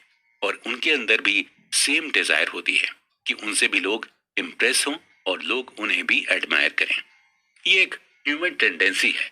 इंसान हमेशा से चाहता है कि लोग उसे पसंद करें, उसे एडमायर करें, उसे ही लोग अपना रोल मॉडल माने। और इसके लिए ज्यादातर लोग पैसे का सहारा लेते हैं या फिर महंगी चीजों को प्रॉन्ट करके दूसरों का दिल जीतने की कोशिश करते हैं। लेकिन उन्हें भी ये मालूम होता है कि दूसरे भी यही चाहते हैं। वो आपसे और आपकी चीजों से इम्प्रेस नहीं होते हैं, बल्कि उनकी खुद की पर्सनल डिजायर उन्हें आपसे बात करने के लिए मजबूर करती है। लोगों को पैसे से इम्प्रेस करने से बेहतर है आप उन्हें अपनी ह्यूमिलिटी, काइंडनेस और एम्पैथी से इम्प्रेस करें, क्योंकि इन चीजों से बनाया गया इंप्रेशन लॉन्ग लास्टिंग होता है। आप कितने भी गरीब या अमीर हो जाएं, लेकिन अपने नेचर से आप लोगों को अपनी ओर खींच सकते हैं। Wealth is what you don't see. हम पैसे को तो अपनी आंखों से देख सकते हैं, लेकिन वेल्थ को नहीं। वेल्दी होना एक स्टेट ऑफ लिविंग है। जैसे आप हवा को नहीं देख सकते, ठीक उसी तरह आप वेल्थ को भी नहीं देख सकते। आपको ऐसे कई लोग मिल जाएंगे जो महंगी महंगी कार चलाएंगे, लेकिन महंगी कार होने पर भी वो इतने अमीर नहीं होते। वहीं आप ऐसे भी लोगों को देखेंगे जिनके पास नॉर्मल सी कार होगी, लेकिन एक्चुअल में वो बहुत अमीर होंगे। हालांकि ये भी हो सकता है कि अगर किसी के पास महंगी कार है तो वो एक्चुअल में वेल्दी हो सकता है, लेकिन उस महंगी कार की वजह से उसकी वेल्थ कम हो जाती है।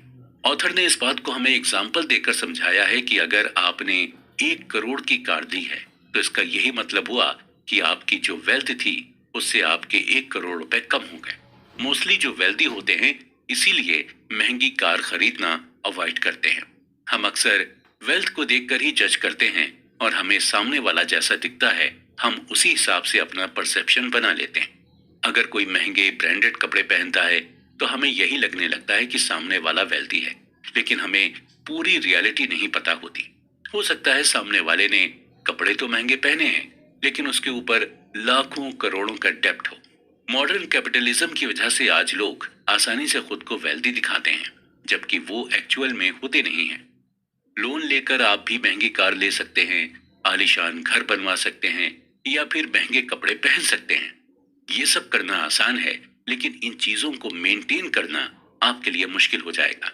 महंगी कार लेंगे तो ईएमआई भी ज्यादा आएगी और फिर उसका मेंटेनेंस का बिल भी ज्यादा आएगा। यानी महंगी चीजें लेना आसान है, लेकिन उन्हें मेंटेन करना मुश्किल। और ये आप तभी कर पाएंगे जब आप वाकई में वेल्दी होंगे।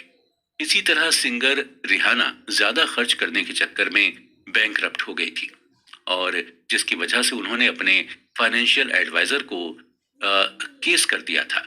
कोर्ट में एडवाइजर ने रिहाना से यही कहा कि जब आप महंगी महंगी चीजें खरीदेंगी तो एंड में आपके पास सिर्फ महंगी चीजें ही बचेंगी, आपके पास पैसे नहीं बचेंगे। अक्सर जब कोई ये कहता है कि वो करोड़पति बनना चाहता है तो उसका यही मतलब होता है कि वो करोड़ों रुपए खर्च कर सके। हम रिच और वेल्दी होने में डिफरेंशिएट नहीं कर पाते। रिच आपकी करंट इनकम बताती है। अगर आज आपके अकाउंट में 1 करोड़ रुपए हैं तो आप अमीर हैं, लेकिन वहीं अगर सालों से आपके अकाउंट में करोड़ों रुपए आते और जाते रहे हों तो आप वेल्दी हैं। आज आप अमीर हैं, हो सकता है कल आप अमीर ना हो। आज आपके अकाउंट में करोड़ों रुपए हों, लेकिन हो सकता है कल ना हो। सही मायने में वेल्दी कभी हमें दिखाई नहीं दे सकती। वेल्थ एक ऐसी इनकम होती है जो आप कभी खर्च नहीं करते। आज के दौर में हमें रिच इंसान तो मिल जाएगा, लेकिन वेल्दी इंसान नहीं मिलेगा, क्योंकि वेल्दी लोग बहुत ही लो प्रोफाइल तरीके से रहते हैं और ये ज्यादा सोसाइटी में लोगों के सामने खुलकर नहीं आते हैं, और इनके रहन सहन या ड्रेसिंग से आपको अंदाजा भी नहीं लग पाएगा कि ये रिच हैं। डीप डाउन अगर हम देखें तो हर इंसान वेल्दी ही बनना चाहता है।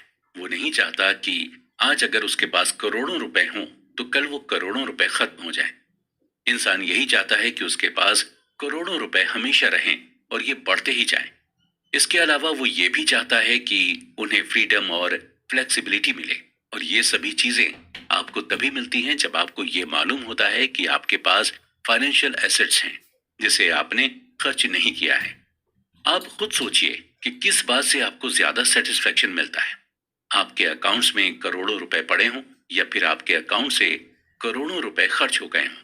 जाहिर सी बात है, आपको इस बात से ज्यादा सेटिस्फेक्शन मिलेगा कि आपके अकाउंट में करोड़ों रुपए हैं और ये रुपए ऐसे हैं जिन्हें आप खर्च नहीं करना चाहते। जब ये सोच आपके अंदर आ जाएगी तो आप खुद को वेल्दी समझिए, और जब ये सोच आपके अंदर आ जाती है तो आप सच में फ्री और फ्लेक्सिबल हो जाते हैं। हम इंसान आगे बढ़ने के लिए हमेशा एक रोल मॉडल की तलाश करते रहते हैं, और ऐसा करके ही हम आगे बढ़ भी सकते हैं। अगर आप एक अच्छे ऑथर बनना चाहते हैं तो पहले आपको अच्छे ऑथर को पढ़ना पड़ा होगा। आप अच्छे एक्टर बनना चाहते हैं तो आपको अच्छे एक्टर की मूवीज देखनी होंगी। उसी तरह आपको अगर वेल्दी बनना है तो आपको एक वेल्दी इंसान को रोल मॉडल बनाना होगा। लेकिन हम ये अंदाजा नहीं लगा पाते हैं कि कौन वेल्दी है कौन नहीं, और हम किसी को बिना देखे या बिना जाने रोल मॉडल नहीं बना पाते। जरूरी नहीं है कि जो देखने में रिच है वो वाकई में रिच हो सकता है वो उतना रिच नहीं हो जितना आप समझते हैं, और जो आपकी नजर में गरीब दिख रहा है हो सकता है वो वेल्दी हो। इसलिए किसी को क्विकली जज ना करें, स्पेशली किसी को उसकी हैसियत से तो बिल्कुल भी जज नहीं करें। Nothings free. अक्सर हम टीवी पर ऐड देखते हैं कि एक प्रोडक्ट खरीदने पर आपको दूसरा प्रोडक्ट बिल्कुल फ्री में मिलेगा, और आप जब ये प्रोडक्ट का ऐड देखते हैं तो आप फ्री के चक्कर में उस प्रोडक्ट को खरीद लेते हैं। लेकिन असल में मार्केट में कुछ भी फ्री नहीं मिलता। आप जिस प्रोडक्ट को फ्री समझते हैं उसका दाम आप कहीं ना कहीं पहले ही दे चुके होते हैं। ऑथर कहते हैं कि हमें कई चीजों की ऑब्वियस प्राइस तब तक नहीं पता होती जब तक हम उस चीज को खरीद नहीं लेते या उस चीज का एक्सपीरियंस नहीं ले लेते। एग्जाम्पल के तौर पर आपको एक मूवी पैसा वसूल तभी लगती है जब तक आप उसे देख नहीं लेते और जब तक आप उसका एक्सपीरियंस नहीं कर लेते। मूवी अगर अच्छी है तो पैसा वसूल, और अगर बुरी है तो पैसे वेस्ट। और दोनों ही एक्सपीरियंस को पाने के लिए सबसे पहले आपको मूवी का टिकट लेना पड़ता है।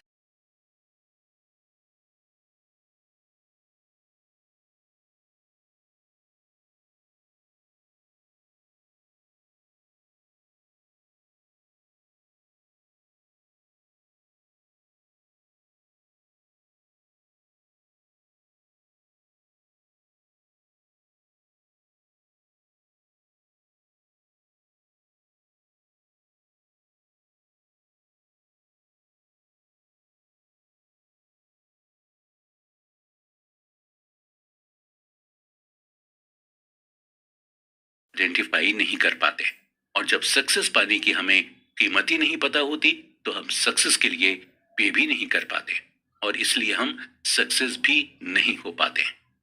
सक्सेस पाने के लिए हमें एक कीमत देनी होती है।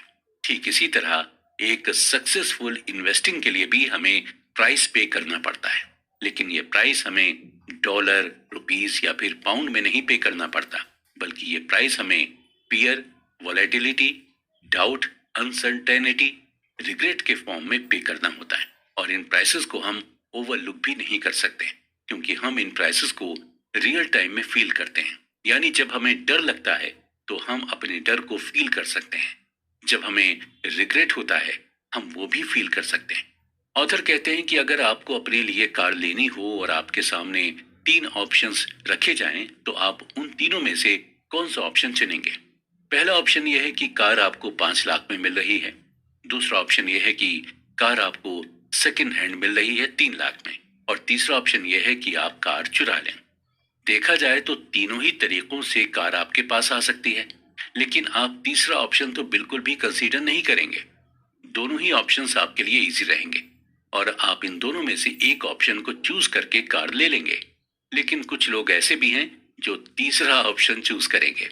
ऐसे लोग प्लान और स्ट्रेटेजी बनाते हैं और उन्हें इसका प्राइस भी पता होता है कि कार चुराने पर उन्हें क्या प्राइस पे करना हो सकता है। और उन्हें यह भी पता होता है कि अगर वो नहीं पकड़े गए तो बिना किसी इन्वेस्टमेंट के उनके पास एक कार आ जाएगी। लेकिन वो कहते हैं कि धन की देवी उसी पर मेहरबान होती है जो उसे ईमानदारी से कमाते हैं। इसलिए कार चुराने वाले देर सवेर पकड़े ही जाते हैं। ठीक यही चीज इन्वेस्टिंग के साथ भी होती। मॉर्निंग स्टार कंपनी ने कुछ ऐसे टैक्टिकल म्यूचुअल फंड्स को आइडेंटिफाई किया था कि वो मौका पड़ने पर कभी स्टॉक से प्रॉफिट अर्न करने की कोशिश करते, तो कभी बॉन्ड के थ्रू प्रॉफिट अर्न करने की कोशिश करते। यानी ये म्यूचुअल फंड्स रिटर्न के लिए प्राइसेस नहीं पे करना चाहते थे। मॉर्निंग स्टार की रिपोर्ट की माने तो 2007 के रिसेशन के बाद टोटल 112 टैक्टिकल म्यूचुअल फंड थे, जिनमें से सिर्फ 9 ने ही बेटर रिस्क एडजस्टेड रिटर्न दिया था। बाकी म्यूचुअल फंड 60-40 स्टॉक फंड के बीच में ही फंसे रहे। अक्सर हमारे मन में यह सवाल आता है कि जो लोग बड़ी बड़ी कारें, बड़े बड़े घर खरीदने के लिए कोई भी प्राइस पे करने को तैयार रहते हैं, वो लोग जब इन्वेस्टिंग करते हैं तो इतना घबराते क्यों नहीं है, या इतना ज्यादा प्राइसेस पे करने को तैयार क्यों नहीं रहते हैं? इसका यही जवाब है कि इन्वेस्टिंग में आपको रिजल्ट्स फौरन नहीं मिलता है। आपको वेट करना होता है।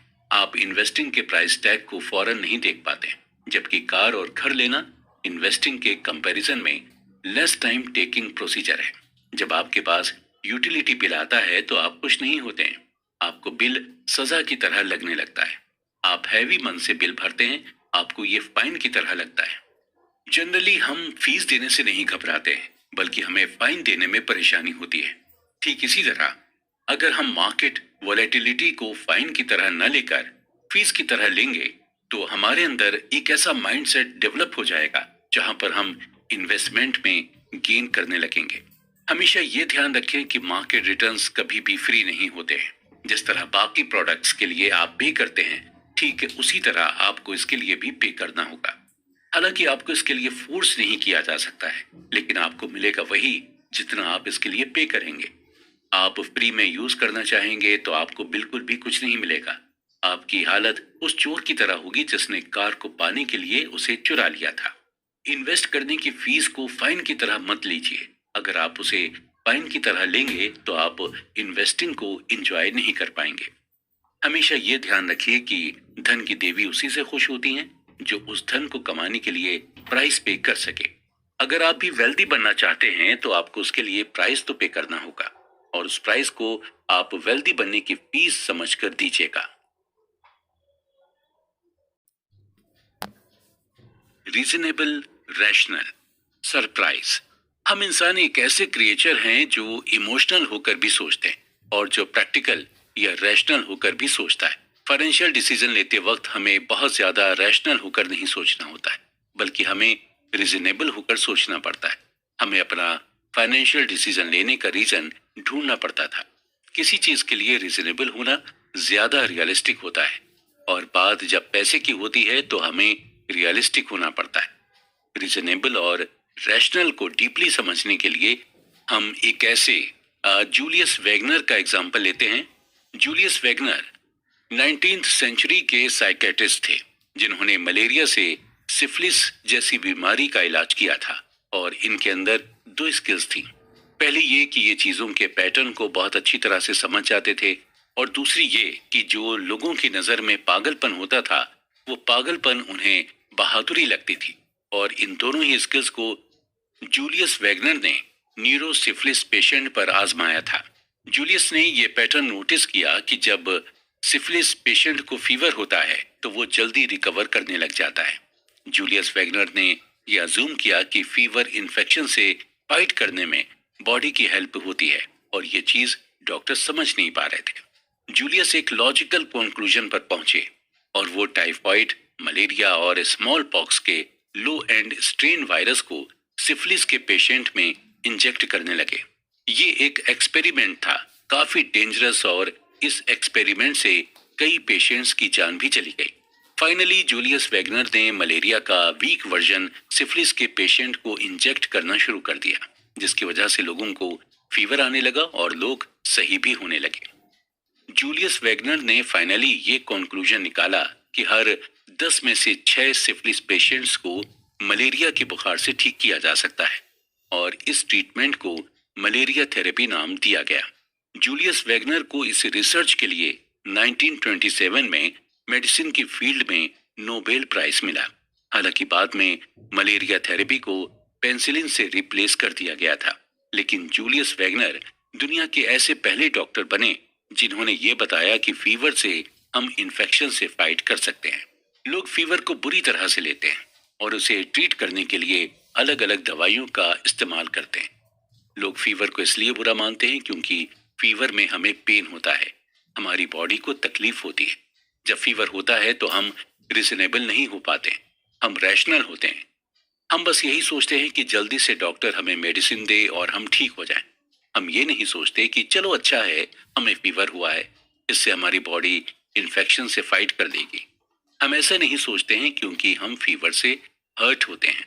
ठीक इसी तरह जब हम फाइनेंशियल डिसीजन लेते हैं तो इसी तरह सोचते हैं। हम रिजनेबल नहीं, रैशनल होकर सोचते हैं क्योंकि हमें डर लगता है कि कहीं हमारा पैसा डूब ना जाए, कहीं हमें भारी नुकसान ना हो जाए। ऑथर कहते हैं कि देखा जाए तो एक इंसान ना तो रैशनल और ना ही इरैशनल है। हम ज्यादा हार्डली थिंक करते हैं, हम ज्यादा अपनी थिंकिंग पर सवाल भी नहीं करते। हैरी मार्कोविट्ज को रिस्क और रिटर्न के बीच मैथमेटिकल ट्रेड ऑफ के लिए नोबेल प्राइज मिला था। जब मार्कोविट्ज से पूछा गया कि उन्होंने किस तरह से अपने पैसे को इन्वेस्ट किया तो इसके जवाब में उन्होंने यही बताया कि उन्होंने अपने पोर्टफोलियो को बॉन्ड और इक्विटी में 50-50 स्प्लिट किया था ताकि कभी फ्यूचर में अपने इन्वेस्टमेंट को लेकर उन्हें रिग्रेट ना हो। और कभी जरूरत पड़ने पर मार्कोविट्ज इस स्ट्रेटेजी को चेंज भी कर लेते थे, कभी 60% बॉन्ड तो कभी 40% इक्विटी। मार्कोविट्ज ना तो ज्यादा रैशनल थे और ना ही इरैशनल, बल्कि वो रीजनेबल थे। उनके पास वजह थी, उनके पास ये वजह थी कि उन्हें फ्यूचर में कोई नुकसान ना हो, इसलिए ये स्ट्रेटेजी उन्होंने अपनाई थी। फाइनेंशियल प्लानिंग बनाने से पहले आप उसके लिए रीजन ढूंढें। ऐसा ना हो कि पूरी दुनिया बना रही है तो आप भी बनाएं, या पूरी दुनिया कहती है कि फाइनेंशियल प्लानिंग बनाना चाहिए तो आप भी फाइनेंशियल प्लानिंग बना रहे हैं।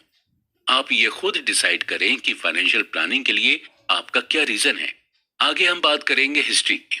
हिस्ट्री मोस्टली सरप्राइजिंग इवेंट की स्टडी होती है, लेकिन जो इन्वेस्टर्स होते हैं वो हिस्ट्री के बेसिस पर ही फ्यूचर का अजम्पशन या एनालाइज करते हैं। इन्वेस्टर्स जब मार्केट की हिस्ट्री को देखते हैं तो उससे ये रफ आइडिया लगा लेते हैं कि फ्यूचर में वो क्या क्या आइडियाज को यूज कर सकते हैं, लेकिन अक्सर इन्वेस्टर्स हिस्ट्री का यूज करके अपना और दूसरों का नुकसान करा देते हैं।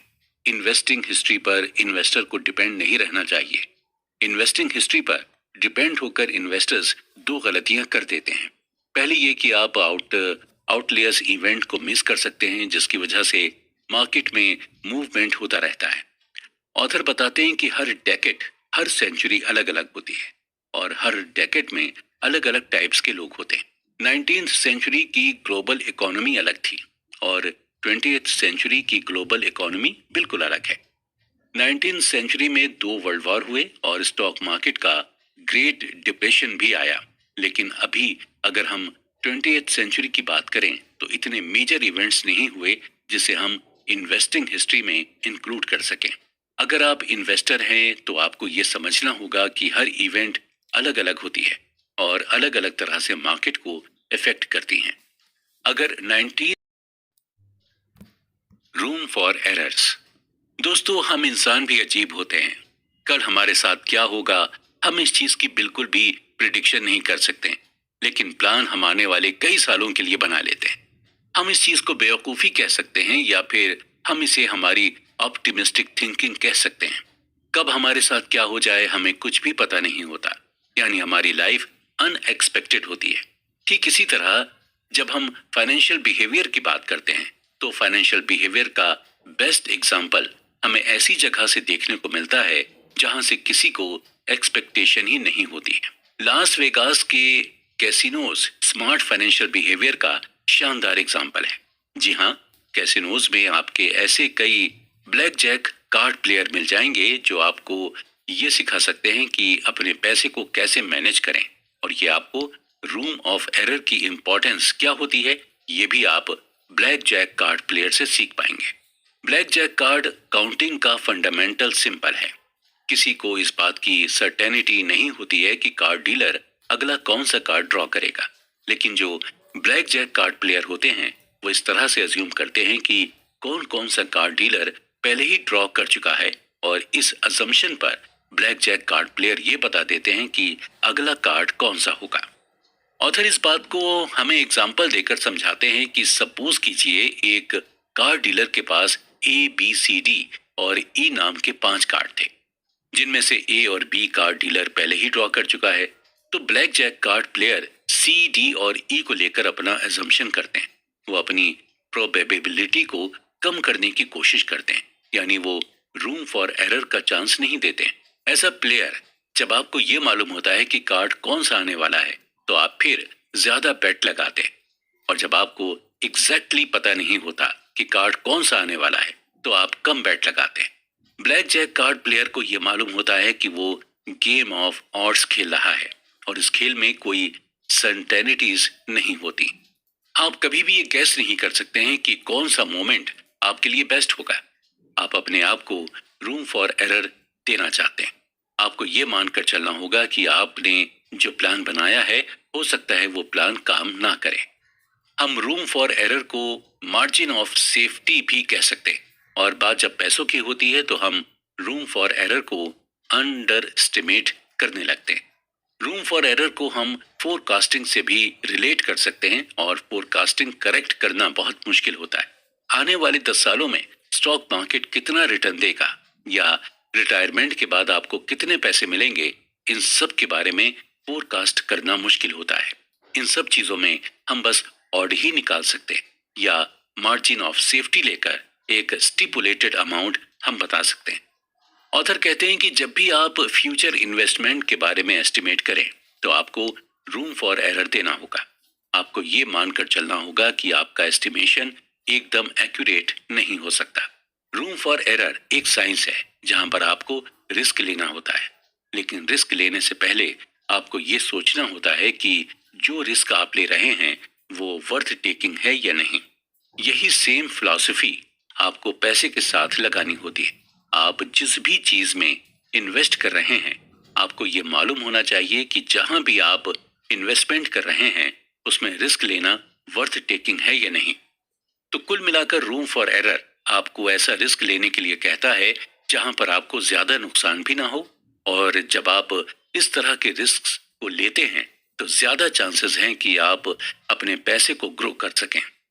अक्सर ऐसा होता है कि हम किसी चीज की बहुत लंबी चौड़ी प्लानिंग कर लेते हैं, लेकिन ऐसा करने से हमें बचना चाहिए, क्योंकि वक्त के साथ साथ हमारी डिजायर्स, हमारी नीड्स और वांट्स बदलती रहते हैं।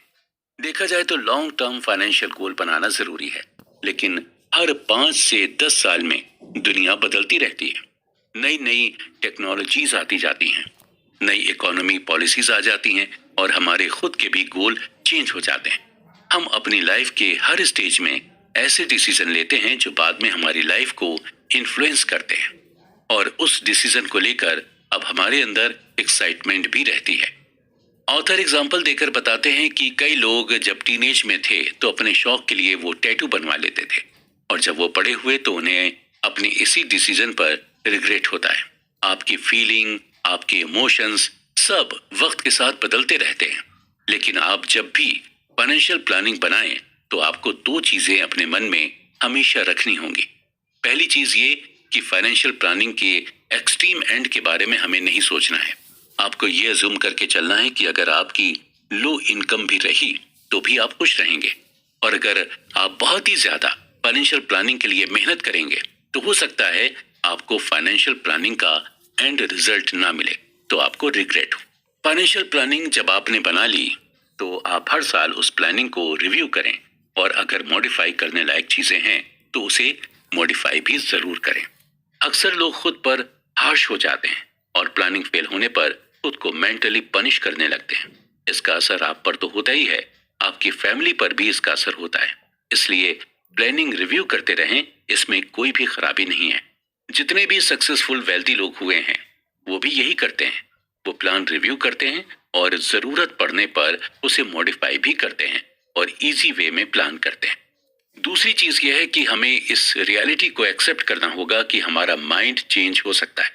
अक्सर उन एम्प्लॉय की लाइफ मेजरेबल होती है जो अपनी कंपनी से बहुत ज्यादा लॉयल रहते हैं, और ऐसा इसलिए होता है क्योंकि ऐसे लोग जब अडल्ट थे तभी से उन्होंने ये डिसाइड कर लिया था कि उन्हें किस फील्ड में काम करना है और किस कंपनी में काम करना है, और खुद की नजर में धोखेबाज या बेईमान साबित नहीं होना चाहते, भले ही वो मेंटली टॉर्चर हो जाए।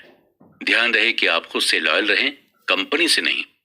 रियलिटी ऑफ चेंज को हमें जितना जल्दी हो सके उतनी जल्दी एक्सेप्ट कर लेना चाहिए। एग्जाम्पल के तौर पर अमेजोन जब शुरू हुआ था तब वो सिर्फ एक बुक स्टोर हुआ करता था।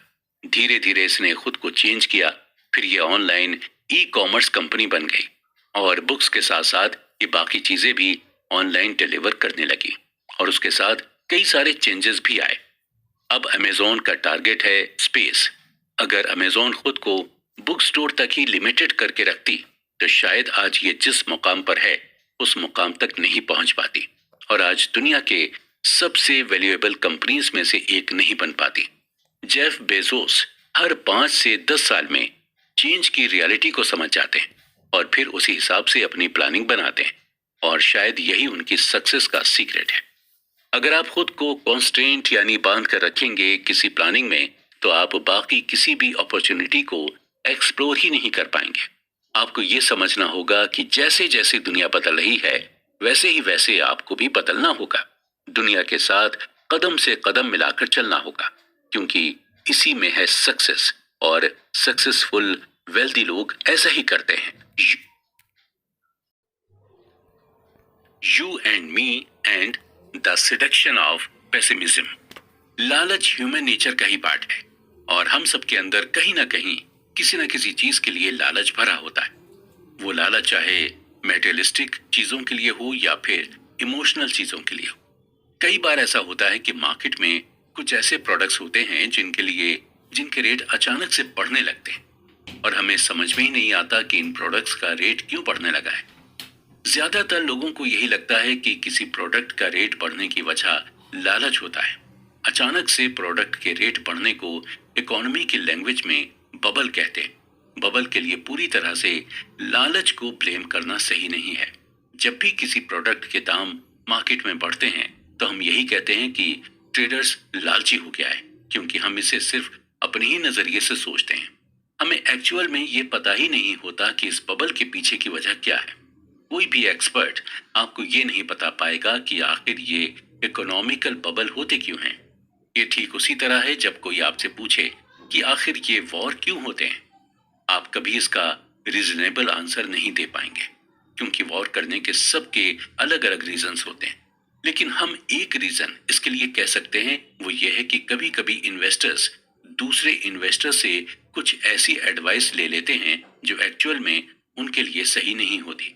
यानी दूसरे इन्वेस्टर्स के इन्फ्लुएंस में आकर कई इन्वेस्टर्स ऐसे डिसीजन ले लेते हैं जिनकी वजह से पूरी मार्केट में असर देखने को मिलता है, और जिसकी वजह से इकोनॉमिकल बबल आ जाता है। एक नॉर्मल इंसान का विजन और एक इन्वेस्टर का विजन अलग अलग होता है। एक नॉर्मल इंसान की कोशिश यही रहती है कि वो अपने पैसे को लॉन्गर टर्म तक इन्वेस्ट करके रखे, जबकि इन्वेस्टर्स अपने इन्वेस्टमेंट को शॉर्ट टर्म तक के लिए रखते हैं। ऑथर हमें एग्जाम्पल देकर समझाते हुए कहते हैं कि जब .com बबल हुआ, यानी टेक्नोलॉजी बबल, तब 1999 में याहू के स्टॉक के लिए एक नॉर्मल इंसान पागल हुआ जा रहा था। उसे यही लग रहा था कि ये इन्वेस्टमेंट 30 साल बाद उन्हें $1 जिलियन का रिटर्न देगा। लेकिन इन्वेस्टर्स ने इन सब पर सिर्फ कम टाइम के लिए इन्वेस्ट किया था और ज्यादा अमाउंट इन्वेस्ट किया था। इन्वेस्टर्स को ये मालूम था कि इस स्टॉक में अभी मोमेंटम है, लेकिन ये मोमेंटम कभी भी शिफ्ट हो सकता है, इसलिए शॉर्ट टर्म में ज्यादा अमाउंट इन्वेस्ट करो। और जब कोई एक अच्छा ट्रेडर शॉर्ट टर्म इन्वेस्टमेंट करता है तो उसे देखकर कई दूसरे ट्रेडर्स भी इन्वेस्ट करने लगते हैं और कई ट्रेडर्स इंट्रा डे ट्रेडिंग भी करते हैं, जिससे कभी कभी इकोनॉमिकल बबल होने लगता है। 2000 में यही हुआ था। उस दौरान हाउसिंग बबल होने लगा था और घर के दाम महंगे होने लगे थे, क्योंकि उस दौरान कई इन्वेस्टर्स प्रॉपर्टी खरीद कर थोड़े दिन बाद बेचने लगे थे। जब भी किसी प्रोडक्ट के दाम बढ़ें तो हम इसके लिए इन्वेस्टर्स को ब्लेम कर सकते हैं। हम उन्हें इररेस्पॉन्सिबल कह सकते हैं या हम उन्हें स्पेकुलेटर्स कह सकते हैं। और इसमें से ज्यादातर इन्वेस्टर्स एक दूसरे से इन्फ्लुएंस्ड होकर ही इन्वेस्ट करते हैं और ऐसा करने का उनका यही मकसद होता है, पैसा कमाना। उन्हें लगता है कि वो एक दिन में ज्यादा कमा सकते हैं तो इंट्राडे करके कमाते हैं और 2 साल में कमा सकते हैं तो 2 साल तक इन्वेस्ट करते हैं। आप भी इसी तरह से कर सकते हैं। आपको ये नहीं सोचना चाहिए कि कहीं आपको कोई लालची होने का लेबल ना लगा दे। पैसे कमाना और लालची होना अलग अलग चीजें हैं। अगर आप अपना माइंड लगाकर पैसे कमा रहे हैं तो इसमें हर्ज क्या है? आपकी नॉलेज कहती है कि आप इंट्राडे से पैसे कमा सकते हैं तो आप कमाएं। या आपको लगता है कि सिर्फ 1 साल में इन्वेस्ट करके आप अच्छा प्रॉफिट कमा सकते हैं तो आप सिर्फ 1 साल के लिए ही इन्वेस्ट करें। आप किसी और के इन्फ्लुएंस में मत आए। अब आगे हम पेसिमिज्म की बात करते हैं। हमारे अंदर ऑप्टिमिज्म और पेसिमिज्म दोनों ही तरह की फीलिंग्स हैं। यानी हम चीजों को लेकर होपफुल भी रहते हैं और हमें कभी कभी कोई होप भी नहीं रहती। या हम यूं भी कह सकते हैं कि हमारे अंदर पॉजिटिव सोच भी है और नेगेटिव सोच भी है। कभी कभी जब हम हमारे साथ नेगेटिव चीजें होती हैं तो ही हम पॉजिटिव चीजों के डायरेक्शन में तेजी से भागते हैं। इसे हम जापान के एग्जाम्पल से समझते हैं। वर्ल्ड वॉर के बाद जापान की हालत बहुत ही ज्यादा खराब हो चुकी थी और जापान की इकोनॉमी लगभग डूब चुकी थी। जापान ऑलमोस्ट इंडस्ट्रियली, सोशली और इकोनॉमिकली बर्बाद हो चुका था। और अगर कोई उस वक्त जापानी लोगों से यह कहता कि 50 साल बाद आप लोग दुनिया की सबसे डेवलप कंट्री बनेंगे तो शायद जापानी लोग आप पर हंसते। लेकिन हुआ यही, जापानियों ने इन 50 सालों में इतनी ज्यादा तरक्की कर ली कि इसकी इकोनॉमी का लोग एग्जाम्पल देने लगे थे और इसने हर फील्ड में खुद को डेवलप कर लिया था। देखा जाए तो पेसिमिज्म ऑप्टिमिज्म से ज्यादा स्मार्टर है और रीजनेबल भी है। अगर आप किसी से कहें कि सब कुछ अच्छा होगा तो शायद आपकी इन बातों पर वो ज्यादा अटेंशन नहीं देगा। लेकिन वहीं अगर आप उससे ये कहें कि तुम खतरे में हो, तुम्हारे साथ कुछ बुरा हो सकता है, तो उसकी अटेंशन आपकी तरफ शिफ्ट हो जाएगी। ऑथर की माने तो मोस्टली जब आप किसी से कहते हैं कि तुम कुछ नहीं कर पाओगे, तुम्हारी लाइफ में कुछ नहीं हो पाएगा, तो ये बात उस इंसान को चुभती है और आपकी ये बात उसके लिए फ्यूल का काम करती और वही इंसान कुछ साल के बाद आपको गलत साबित कर देता है। यानी आपने पेसिमिज्म एटीट्यूड दिखाकर सामने वाले को ऑप्टिमिज्म की तरफ शिफ्ट कर दिया। इसी तरह जब एक स्टॉक ट्रेडर ये कहता है कि उसने जो स्टॉक खरीदा है वो आने वाले सालों में दुगना हो जाएगा, तो ज्यादा चांसेस रहते हैं कि शायद ऐसा ना हो। वहीं जब कोई ये बोलता है कि जो स्टॉक उसने खरीदा है वो एकदम बेकार है, तो अक्सर वही स्टॉक अच्छा परफॉर्मेंस दे देता है। बात जब पैसे की आती है तो आपको थोड़ा पेसिमिस्टिक होकर सोचना चाहिए, क्योंकि इससे आपको फाइनेंशियल लॉस कम फील होगा। एग्जाम्पल के तौर पर जब आप किसी को अपने पैसे उधार देते हैं तो उधार देते वक्त आपको मन में कहीं ना कहीं ये सोच लेनी चाहिए कि आपके पैसे अब शायद नहीं मिलेंगे। जब जब आप इस तरह की सोच अपने मन में रख लेते हैं तो आपको फाइनेंशियल लॉस की ज्यादा टेंशन नहीं रहती। आप अपने मन में पहले से ही ये परसेप्शन बना लेते हैं कि आपको ऑलरेडी लॉस हो चुका है और जब वही पैसे आपको वापस मिलते हैं तो आपको बहुत खुशी होती है। और जबकि वो पैसे खुद आपके ही होते हैं, वो एक्स्ट्रा पैसे भी नहीं होते जो आपने कमाए हों। आपका पैसा आपको कुछ दिनों बाद मिलता है। ये खुशी आपको इसलिए मिलती है क्योंकि आप अपने मन में पेसिमिस्टिक थॉट लेकर चले थे। वहीं अगर बात हम इन्वेस्टिंग की करें तो हम बहुत ज्यादा एक्सपेक्टेशंस रख लेते हैं। हम ये उम्मीद लगाकर बैठ जाते हैं कि हमें बहुत ज्यादा रिटर्न मिलेगा और जब नहीं मिलता तो हम फ्रस्ट्रेट होकर सैड हो जाते हैं। लेकिन वहीं अगर हम ये मानकर चलें कि हमें बहुत ज्यादा रिटर्न नहीं मिलेगा या शायद हमें हमारा प्रिंसिपल अमाउंट ही नहीं मिलेगा, तो हम अपने मन में इत्मीनान रख लेते हैं और जब हमें थोड़ा भी रिटर्न मिलता है तो हमें बहुत ज्यादा खुशी मिलती है।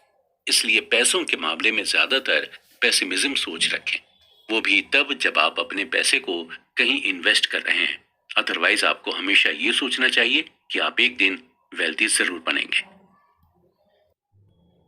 When you will believe in anything। दोस्तों, अक्सर हमने हॉलीवुड की फिल्मों में देखा है कि कैसे एलियंस अमेरिका के शहरों में अटैक कर देता है। तो चलिए उन्हीं एलियंस का एग्जाम्पल लेते हैं। मान लीजिए कि एलियंस अमेरिका के न्यूयॉर्क शहर में आया और इस बार ये एलियन अटैक करने नहीं बल्कि 2007 और 2009 की अमेरिकन इकोनॉमी को चेक करने आया। 2007 में उसने देखा कि लोग मौज मस्ती कर रहे हैं, पार्टी कर रहे हैं, अच्छा खा रहे हैं, अच्छे अच्छे कपड़े पहन रहे हैं। 2009 में फिर उसने देखा कि लोग पार्टी कर रहे हैं, अच्छा खा पी रहे हैं और अच्छे अच्छे कपड़े पहन रहे हैं। यानी 2007 और 2009 की लाइफस्टाइल में ज्यादा डिफरेंस नहीं था। जब एलियन ने डिफरेंसेस को क्लोजली नोटिस करना शुरू किया तो उसने ये देखा कि लोग तो नहीं बदले, लेकिन टेक्नोलॉजी जरूर बदल गई। अब लोग नए नए फीचर्स वाले फोन रखने लगे हैं और कंप्यूटर बेहतर होने लगे हैं, मेडिसिन बेटर हो गई हैं और कार्स की माइलेज बढ़ने लगी है। यानी 2007 के कंपैरिजन में 2009 की इकोनॉमी इंप्रूव हुई है। फिर जब एलियन और क्लोजली देखता है तो वो ये देखकर हैरान हो जाता है कि अभी भी लाखों लोग अनएम्प्लॉयड हैं। लाखों लोग ऐसे हैं जिनके पास अपना खुद का घर नहीं है, यानी जो गरीबी में रह रहे हैं और स्टॉक मार्केट की हालत खराब है। एलियन और सरप्राइज हो जाता है और ये सोचता है कि लोग वही हैं, लोगों की नॉलेज भी वही है, ऐसा कुछ ज्यादा बदला नहीं है, लेकिन फिर भी लोग ज्यादा गरीब होते जा रहे हैं और ज्यादा अनएम्प्लॉयड होते जा रहे हैं। ऐसा इसलिए हुआ क्योंकि 2007 में हमने इकोनॉमी के लिए एक विजन सेट किया था। हमने ये विजन सेट किया था कि एक दिन हाउसिंग प्राइस में स्टेबिलिटी आएगी और लोगों को एम्प्लॉयमेंट मिलेगा और स्टॉक मार्केट में इम्प्रूवमेंट होगा। लेकिन 2009 तक उस विजन पर वर्क नहीं किया गया। हमने उस विजन पर या उस स्टोरी पर बिलीव करना छोड़ दिया था और इसी वजह से इतना डिफरेंस आया है और इतना बदलाव आया है। जब हाउसिंग प्राइस कम नहीं हुए तो लोग मॉर्गेज में डिफॉल्ट करने लगे थे। डिफॉल्ट केस बढ़ने की वजह से बैंक ने लोन देना ही बंद कर दिया था। लोन ना मिलने की वजह से लोगों के घर नहीं बिक पा रहे थे, लोग घरों को खरीद नहीं पा रहे थे।